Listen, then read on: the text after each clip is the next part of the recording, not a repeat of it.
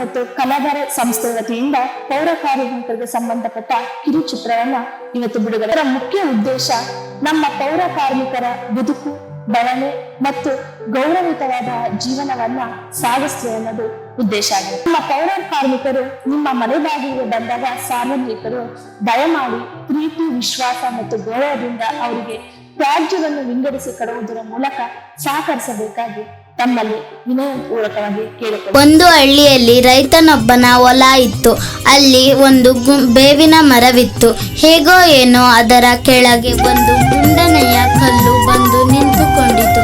ಮರದ ಮೇಲೆ ಕುಳಿತುಕೊಳ್ಳುತ್ತಿದ್ದ ಹಕ್ಕಿಗಳ ಹೀಗೆ ಕಲ್ಲಿನ ಮೇಲೆ ಬಿದ್ದು ಬಿದ್ದು ಆ ಕಲ್ಲು ಬೆಳ್ಳಗಾಗಿ ವಿಭೂತಿ ಬಳಿದಂತೆ ಕಾಣಿಸುತ್ತಿತ್ತು.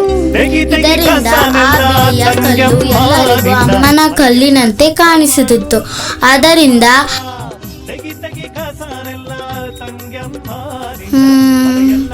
ಅಮ್ಮ ಅಮ್ಮ ಕಸ್ತೂರ್ ಬರ್ತಿದ್ದಾರೆ, ಕಸ ಎಲ್ಲಿಟ್ಟಿದ್ಯಾ?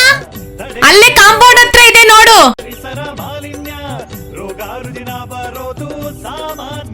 ಹೇ ಪುಟ, ಏನಂಕಲ್? ಬಾಯಿಲಿ. ಯಾರು ಬರ್ತಿದ್ದಾರೆ ಅಂದೆ? ಕಸ್ತೂರು. ನೋಡು, ಅವ್ರನ್ನ ಕಸ್ತೂರು ಅಂತ ಅನ್ಬಾರ್ದು. ಯಾಕೆ?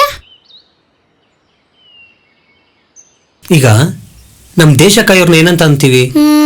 ಸೋಲ್ಜರ್ಸ್ ಅಂತ. ಆಮೇಲೆ ನಾವು ದಿನ ಊಟ ಮಾಡ್ತೀವಲ್ಲ, ಅದನ್ನ ಬೆಳೆಯೋರು ಯಾರು? ರೈತರು. ಗುಡ್.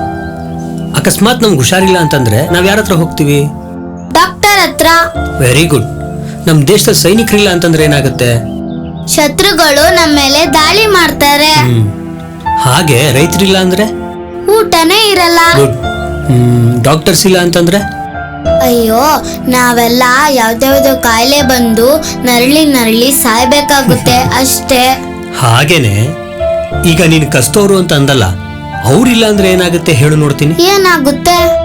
ಅವ್ರು ಬರೀ ಒಂದು ವಾರ ನಮ್ಮ ಮನೆ ಹತ್ರ ಬಂದು ಕಸ ತಗೊಂಡು ಹೋಗ್ಲಿಲ್ಲ ಅಂತಂದ್ರೆ ಆ ಕಸ ಇಟ್ಕೊಳಕ್ಕೆ ನಮ್ಮ ಮನೇಲಿ ಜಾಗನೇ ಇರೋದಿಲ್ಲ.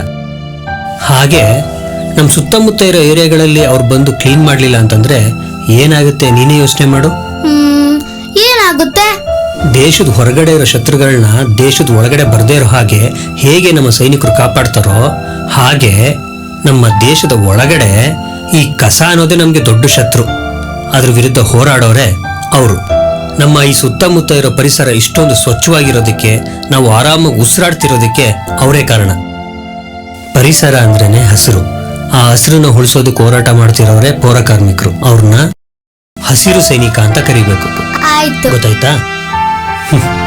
ಹಾಗೆ ಅವ್ರು ಎಲ್ಲೇ ಸಿಕ್ಕಿದ್ರು ಅವ್ರಿಗೆ ಸೆಲ್ಯೂಟ್ ಹೊಡೆದ್ರು ತಪ್ಪಿಲ್ಲ.